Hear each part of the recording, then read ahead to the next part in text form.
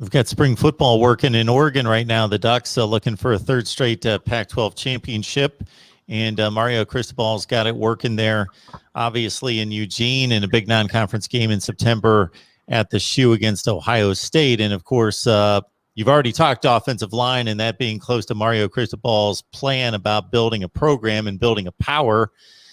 And so the offensive line was the most experienced in college football 2 years ago, and then it was pretty much the least experienced in 2020. So I would think you got to like 6 core guys coming back.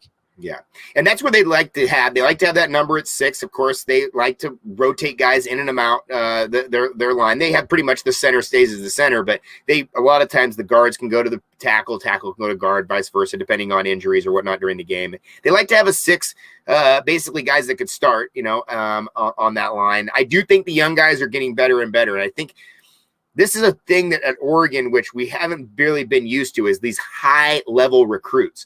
When you get these high-level recruits that come in, expectations are through the roof. And so they want to see guys come in and produce immediately. Sometimes it's going to take a year or two. Even if you're a 5-star, 4-star, it doesn't necessarily going to translate that you're going to be able to compete at the next level that fast.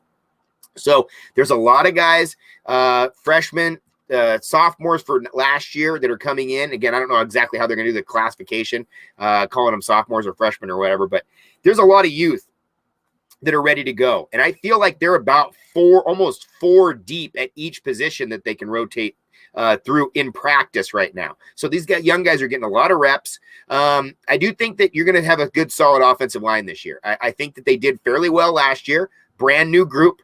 And without their big anchor and Penny, but I think they're gonna really do well this year. And the guy in the middle, Alex Forsyth, he's the center, a local kid. He is a absolute stud, and I think he's one of these guys who's really going to set the tone for them going forward.